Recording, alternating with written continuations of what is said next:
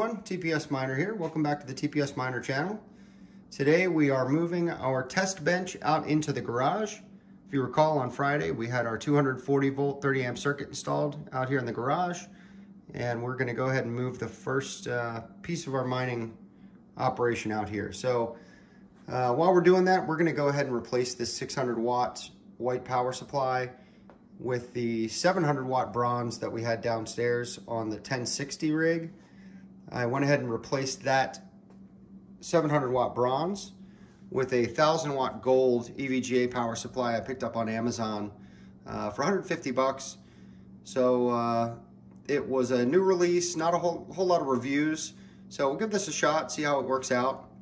But definitely an upgrade from the 700 watt bronze for the rig downstairs. And again, an upgrade over the 600 watt here we've got in the test bench. So a bit of overkill, but I want to get rid of this white power supply. For Ethernet, we're running a Netgear power line adapter, and eventually we'll get a network switch out here in the garage. But for today, just to get this rig up and running, or the test bench up and running, I'm just going to run the Ethernet directly into the motherboard. And we've got our Nerd Gears PDU here, so this will be the first chance to get this plugged in and tested out. Really excited to see how the current and the voltage meters work on this thing, even though we'll be running a light load. See how that works out for us. So we'll go ahead and get this off of the wire rack, get everything laid out on the table, and see how it works. We do have a larger table or a wooden workbench that my father-in-law is gonna give to me. So it's a 5 foot wide, 10 foot long workbench. So it's basically going to run from the corner of the garage most of the way over here. We measured it out so the 240 volt plug will kind of align with the end of the table.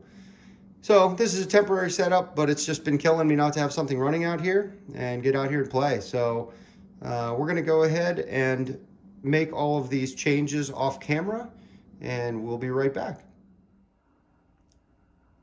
Okay, we've got everything moved. Got this off of the rack and the cardboard box. We do have some standoffs on the motherboard to keep it lifted up off the table. There's some sag in the middle of the motherboard because I am missing a few standoffs, so I'll need to pick a few of those up.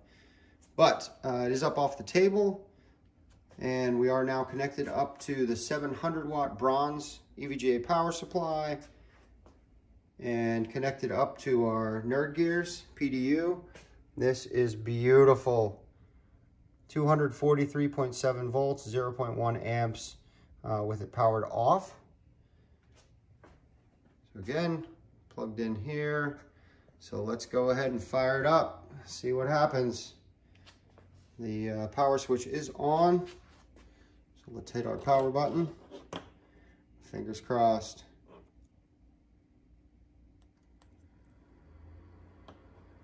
Fans are spinning. And the GPU I have in here right now is a 1050 Ti, the MSI 1050 Ti. Little 4 gig card I used to run on this test bench. Just mine BrandonCoin with this. Well, I don't have anything else in the test bench. So a good little card, and keeps everything working. And let's take a look. With everything powered on, 244.3 volts, 0.2 amps. And we'll go ahead and get it mining and see what it looks like. Okay, so we have the miner up and running. We've been running for about 7 minutes, and our temperature is stabilizing right around 44 degrees C. It's quite cold out here in the garage.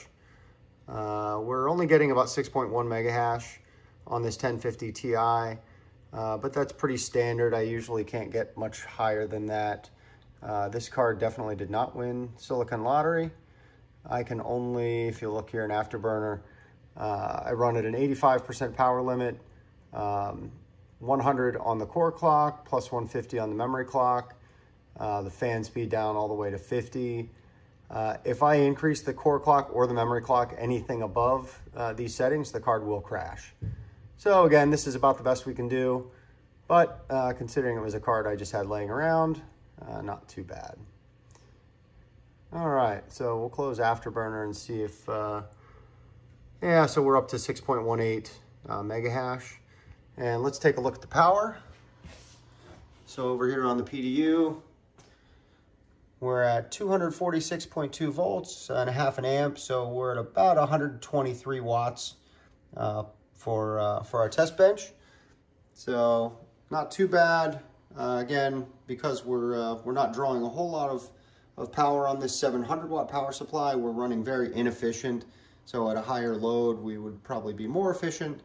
But again, not too bad. Just wanted to get something up and running out here and share some of the excitement. So, all right, well, I hope you enjoyed this video. If you did, please hit the like and subscribe buttons.